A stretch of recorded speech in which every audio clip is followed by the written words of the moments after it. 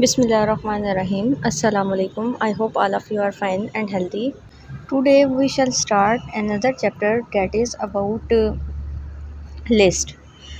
List manipulation होती कैसे है, इसमें ये देखेंगे लिस्ट को कंस्ट्रक्ट कैसे करते हैं, लिस्ट को रीअरेंज कैसे कर सकते हैं, नेस्टेड लिस्ट क्या होती है और लिस्ट के कंपोनेंट्स क्या होंगे, स्ट्रिंग और स्ट्रिंग मैनिपुलेशन भी इसी चैप्टर का हिस्सा है। अब हम बात कर लेते हैं लिस्ट के बारे में। Basically list is a collection of object. Object का कलेक्शन होती है जो कि हेट्रोजीनियस हो सकते हैं या होमोजीनियस हो सकती है, दोनों में से कोई भी तरह की लिस्ट हो सकती है। हेट्रोजीनियस मींस कि जो लिस्ट के आइटम्स होंगे ना वो डिस्टिंक्ट होंगे, यानी कि डिफरेंट होंगे। जैसे कि फॉर एग्जांपल लिस्ट के आइटम या ऑब्जेक्ट से मुराद ये है कि लिस्ट के एलिमेंट्स, जैसे कि आपके पास बिल्कुल सेट्स की तरह लिस्ट वर्क करती है। सेट्स के अंदर एलिमेंट्स होते हैं, इसी तरह लिस्ट के अंदर भी एलिमेंट्स होते हैं। अब सेट के जो एलिमेंट्स होते हैं ना या फिर लिस्ट के जो एलिमेंट होते हैं वो या तो हेट्रोजीनियस हो सकते हैं या होमोजीनियस हो सकते हैं। होमोजीनियस एलिमेंट से मुराद के जो एलिमेंट्स होंगे ना उसकी डाटा टाइप सेम होगी, यानी कि अगर न्यूमेरिक डाटा है तो सब ही न्यूमेरिक होंगे, और अगर डिफरेंट मतलब कि डिफरेंट डाटा है तो उस लिस्ट को हम लोग हेट्रोजीनियस लिस्ट कहेंगे। डिफरेंट डाटा से मुराद के एक ऑब्जेक्ट जो है वो न्यूमेरिक है, दूसरा ऑब्जेक्ट स्ट्रिंग है, तीसरा ऑब्जेक्ट कैरेक्टर है। Fundamental and important data structure of Mathematica. अब जो ये लिस्ट है ना एक फंडामेंटल है, बहुत ज़्यादा इम्पॉर्टेंट डाटा स्ट्रक्चर है मैथमेटिका का। डाटा स्ट्रक्चर क्या होता है? It is an important concept that will refers the organization of data. Data को हम लोग किस तरह से ऑर्गेनाइज करते हैं ये कंसेप्ट हम लोग डाटा स्ट्रक्चर के अंदर सीखते हैं। तो डाटा हमारे पास क्या है उसको हम लोग लिस्ट के अंदर ऑर्गेनाइज कर सकते हैं। Thousands of functions to create, analyze and manipulate the list. हमारे पास इतने ज़्यादा फंक्शंस अवेलेबल हैं ताकि हम लोग लिस्ट को क्रिएट कर सकें, एनालाइज कर सकें या मैनिपुलेट कर सकें। अब लिस्ट का जो सिंटैक्स है वो आप लोगों के पास सामने नज़र आ रहा है, जैसे कि स्लाइड नंबर 3 के अंदर A B C और उसको इनक्लोज किया हुआ है कर्ली ब्रैकेट्स के साथ। अब जो कर्ली ब्रैकेट्स के साथ इनक्लोज किया जाएगा वो आपके पास लिस्ट होगी, या फिर आप इस तरह से लिस्ट को लिख सकते हैं, या फिर आप लोग लिस्ट मतलब कि लिस्ट लिख के कीवर्ड और उसके बाद आप लोगों ने स्क्वायर ब्रैकेट्स लगानी है और लिस्ट के एलिमेंट्स मेंशन कर देने हैं। तो लिस्ट को लिखने का दो तरीके हैं। उसके बाद हम बात कर लेते हैं union of two list. List के ऊपर हम यूनियन का फंक्शन अप्लाई कर सकते हैं, इंटरसेक्शन का फंक्शन अप्लाई कर सकते हैं, या फिर लिस्ट को हम सॉर्ट भी कर सकते हैं। तो इस स्लाइड के अंदर यूनियन, इंटरसेक्शन और सॉर्ट का फंक्शन को डिस्कस किया गया है। यूनियन का क्या फंक्शन करेगा? जैसे बिल्कुल सेट्स के ऊपर यूनियन का फंक्शन वर्क करता है, इसी तरह से यूनियन का फंक्शन दो लिस्ट के ऊपर भी वर्क करेगा। और इसके बाद हम बात कर लेते हैं इंटरसेक्शन की। इंटरसेक्शन के ऊपर इंटरसेक्शन भी उसी तरह से काम करेगा जैसे कि दो सेट्स के ऊपर इंटरसेक्शन लिया जाता है, इसी तरह से लिस्ट के ऊपर भी कॉमन एलिमेंट्स आप लोगों के पास आ जाएंगे इंटरसेक्शन के केस में। अब बात कर लेते हैं हम लोग सॉर्ट की। सॉर्ट क्या करता है? Sort will sort out the list, यानी कि सॉर्टिंग कर देता है। सॉर्टिंग से मुराद ये है कि किसी ऑर्डर के अंदर उसको अरेंज कर देता है, या तो वो असेंडिंग ऑर्डर में करेगा या डिसेंडिंग। यहाँ पे पर्टिकुलरली हम असेंडिंग ऑर्डर की बात करेंगे। अब सॉर्ट फंक्शन यूज़ करना है उसके लिए, और स्क्वायर ब्रैकेट लगानी है, और कर्ली ब्रैकेट्स में आपने वो लिस्ट पास कर देनी है जिसको आप सॉर्ट करना चाहते हैं। तो अब जैसे ही वो लिस्ट पास होगी तो उसकी सॉर्टिंग हो जाएगी, यानी कि जो छोटा नंबर होगा उसको पहले लिख दिया जाएगा और देन उससे बड़ा और उससे बड़ा, और इस तरह से इसकी अरेंजमेंट हो जाएगी। नेक्स्ट स्लाइड नंबर 5 पे देख लेते हैं। तो स्लाइड नंबर 5 पे एक और फंक्शन डिस्कस किया गया है जो कि हम लिस्ट के ऊपर अप्लाई कर सकते हैं, डैट इज़ सेलेक्ट। अब सेलेक्ट क्या करेगा? कुछ क्राइटेरिया के बेस के ऊपर लिस्ट के अंदर से एलिमेंट्स को सिलेक्ट करेगा। ठीक है, सेलेक्ट फंक्शन के अंदर जो पहला आर्ग्यूमेंट होगा उसको हमने लिस्ट पास करनी है, और दूसरे आर्ग्यूमेंट में हमने क्राइटेरिया पास करना है जिस क्राइटेरिया के बेस के ऊपर लिस्ट के एलिमेंट सेलेक्ट होके आपके पास आ जाएंगे। ठीक है, अब फॉर एग्जांपल यहाँ पे एक लिस्ट पास की जा रही है, डेसिमल वैल्यूज़ हैं, उसके साथ हमने कॉमा सेपरेट करके पॉजिटिव लिख दिया। अब पॉजिटिव हमें क्या बताएगा कि इस लिस्ट के अंदर से सिर्फ पॉजिटिव इंटीजर डेसिमल पॉइंट्स को या फिर पॉजिटिव फ्लोटिंग पॉइंट नंबर्स को सिलेक्ट कर ले। तो आप लोगों के पास जो आउटपुट आ जाएगी वो लिस्ट में आएगी, और लिस्ट में वो नंबर्स आएंगे जो कि पॉजिटिव होंगे।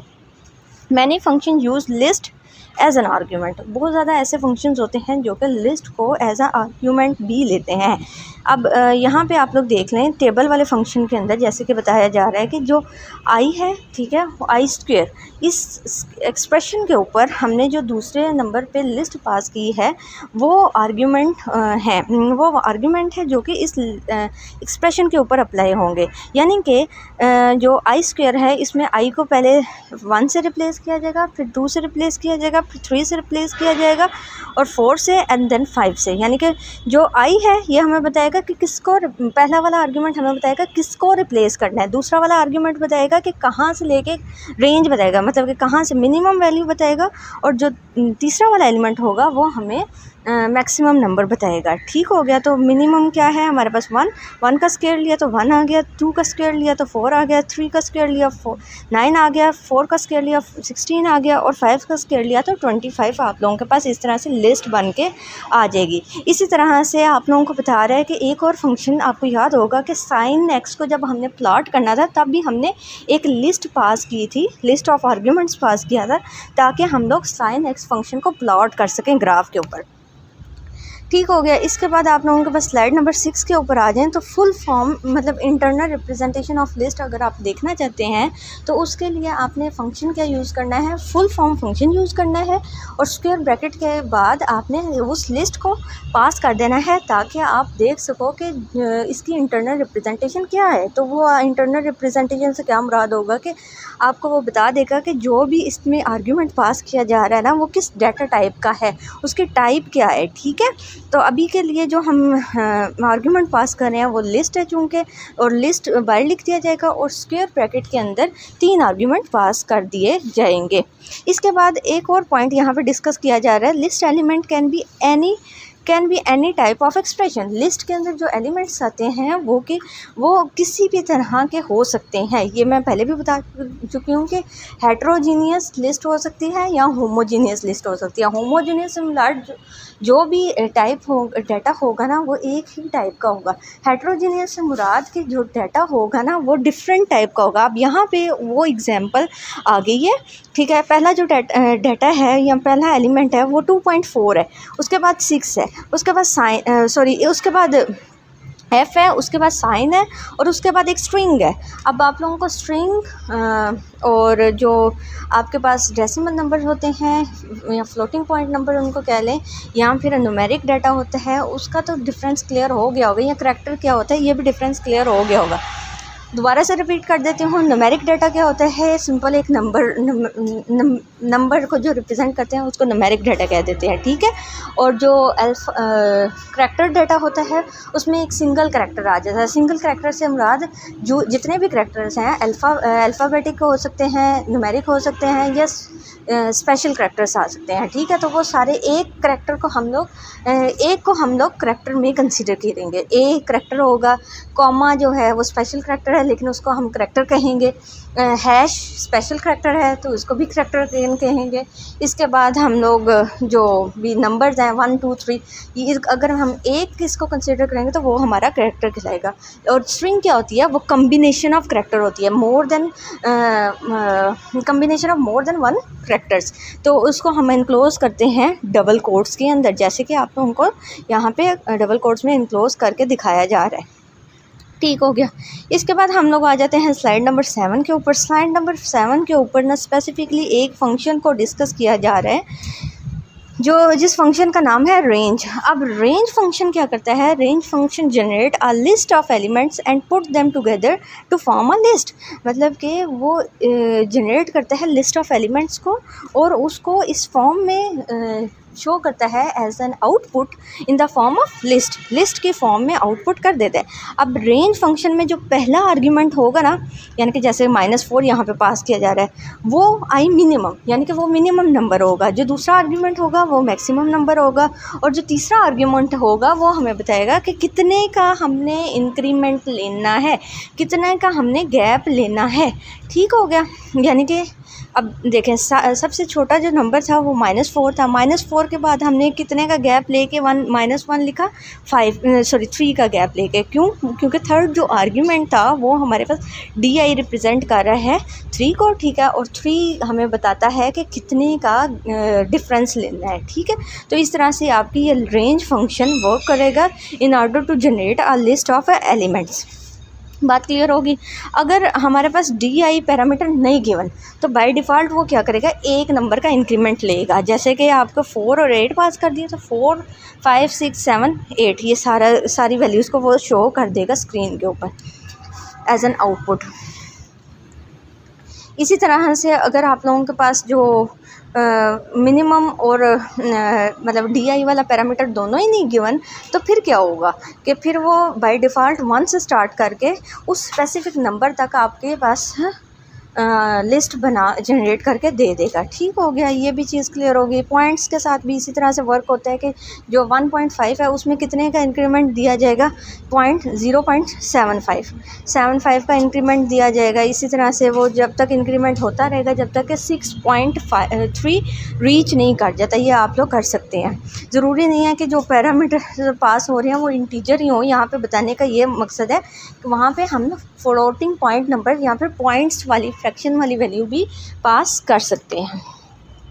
नेक्स्ट स्लाइड पे आ जाते हैं। जो नेक्स्ट स्लाइड पे स्पेसिफिकली एक टेबल फंक्शन को डिस्कस किया गया है। टेबल फंक्शन में हमने कितने आर्ग्यूमेंट पास करने होते हैं, 2 आर्ग्यूमेंट्स, टोटल 2 आर्ग्यूमेंट्स पास करने होते हैं। पहला आर्ग्यूमेंट शो करता है एक्सप्रेशन और दूसरा आर्ग्यूमेंट एक लिस्ट होता है। लिस्ट के अंदर कुछ वैल्यूज़ होती हैं। अब वो वैल्यूज़ को डिस्कस कर लेते हैं।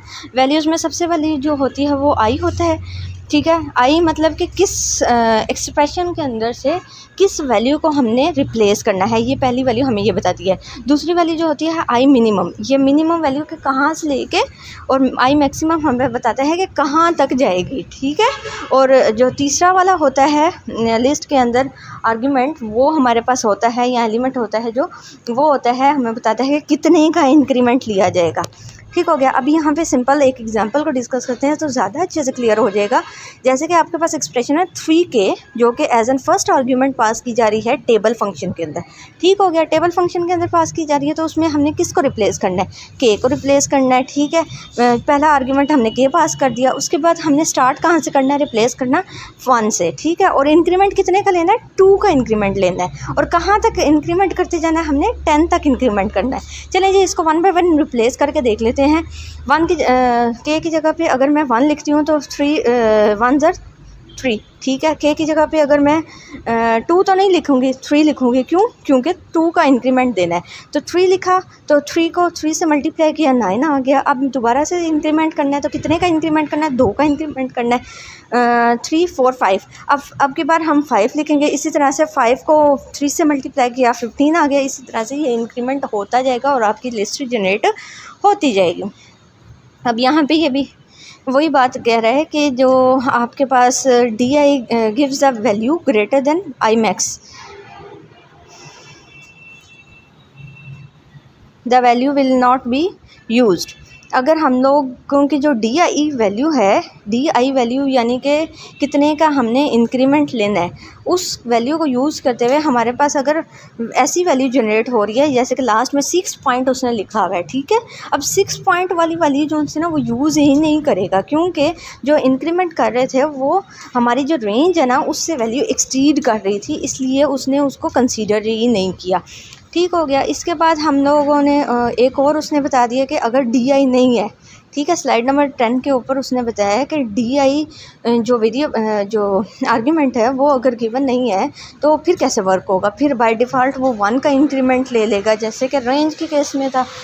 इसके बाद हम बात कर लेते हैं कि एक और वेरिएबल DI और I मिनिमम दोनों ही ओमिट कर दिए तो वो बाय डिफ़ॉल्ट कहाँ से स्टार्ट करेगा, 1 से स्टार्ट कर लेगा।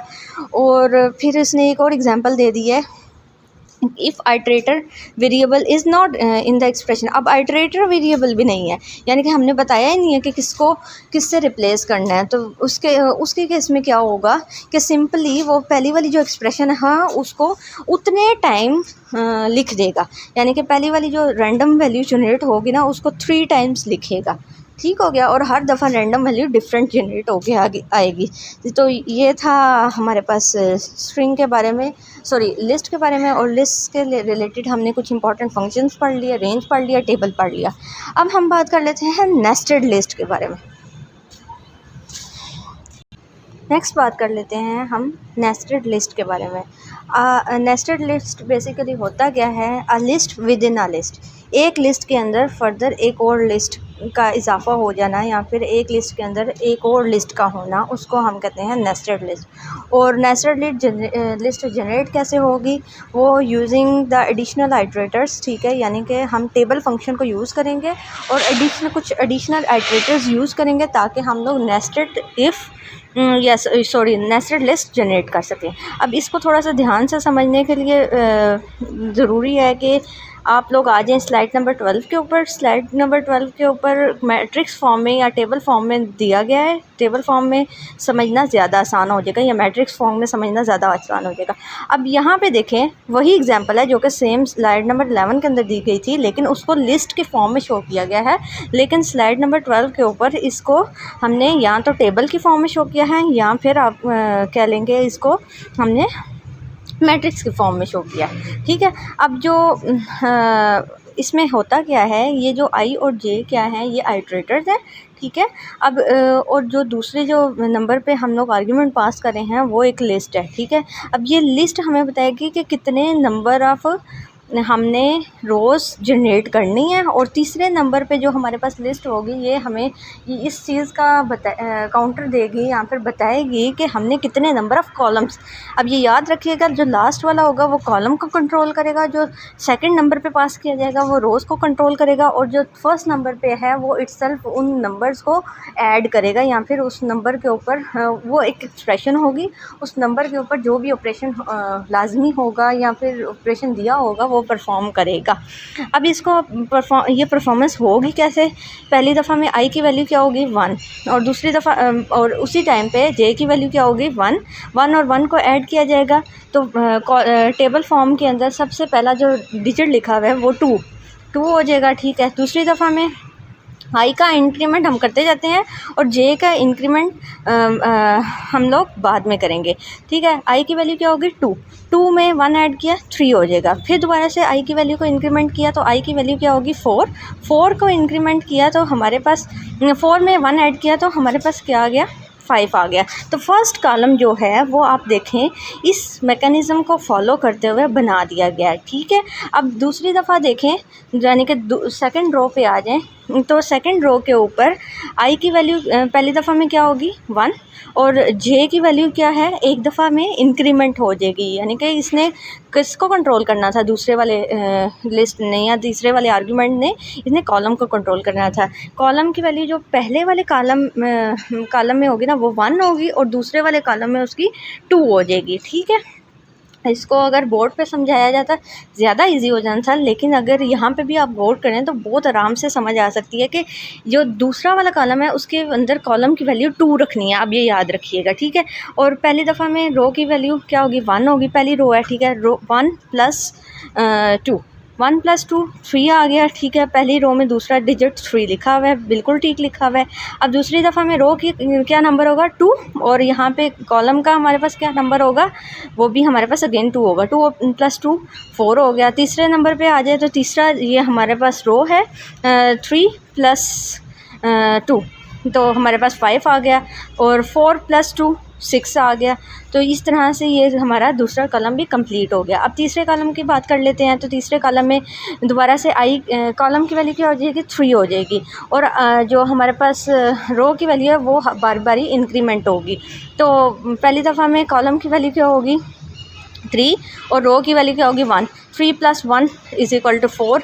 उसके बाद दोबारा से हम रो की वैल्यू को इंक्रीमेंट करते हैं और कॉलम की वैल्यू अगेन सेम रह जाएगी, 3 + 2 5। फिर दोबारा से रो की वैल्यू इंक्रीमेंट होगी 3 + 3 दैट इज़ 6, और दोबारा से जब रो की वैल्यू इंक्रीमेंट होगी 4 + 3 दैट इज़ 7। तो ये इस तरह से वर्क करेगा आपके टेबल फंक्शन, जो कि आपको मैट्रिक्स या फिर आपको टेबल फॉर्म में आपको नेस्टेड लिस्ट बनाने के लिए यूज़ होता है। ठीक हो गया। इसके बाद बात कर लेते हैं मेजरिंग लिस्ट। लिस्ट को हम मेजर भी कर सकते हैं। वो क्या मतलब, मेजर का क्या मतलब है कि हम लोग ये जान सकते हैं कि लिस्ट के अंदर कितने एलिमेंट्स हैं। ठीक है, यानी कि लेंथ फंक्शन है। लेंथ फंक्शन के अंदर अगर मैंने एक लिस्ट पास की है जिसके एलिमेंट्स हैं 6, अब 6 एलिमेंट्स वो कैसे पता चले, हमें पता चलेंगे कि लेंथ फंक्शन उस लिस्ट के अंदर से एलिमेंट्स को काउंट करके एज आ आउटपुट दे देगा। ठीक है, और इसी तरह से लिस्ट लेंथ फंक्शन के अंदर अगर मैं 2 लिस्ट पास करती हूँ, 2 लिस्ट पास की तो होगा क्या, यहाँ पे तो पहली एग्जांपल तो सिंपल थी। पहली एग्जांपल में क्या है कि उसने नंबर ऑफ़ एलिमेंट्स को काउंट किया और एज एन आउटपुट आपको 6 दे दिया, क्योंकि नंबर ऑफ़ एलिमेंट्स कितने थे, 6 थे। अब हम दूसरी एग्जांपल को डिस्कस कर लेते हैं। दूसरी एग्जांपल में आप गौर से देखें तो नेस्टेड लिस्ट को पास किया जा रहा है, और नेस्टेड लिस्ट को जब ये लेंथ फंक्शन काउंट करेगा ना, नेस्टेड लिस्ट को एट इटसेल्फ एक लिस्ट, एक एलिमेंट काउंट करेगा लिस्ट का। ठीक है, अब ये जो लिस्ट है उसको एज एन 1 आर्ग्यूमेंट काउंट कर रहा है, और दूसरी लिस्ट को भी एक ही आर्ग्यूमेंट पास काउंट कर रहा है, और इनको फिर कैलकुलेट करके या उनको एक number of element as a output 2 दे रहा है। इसलिए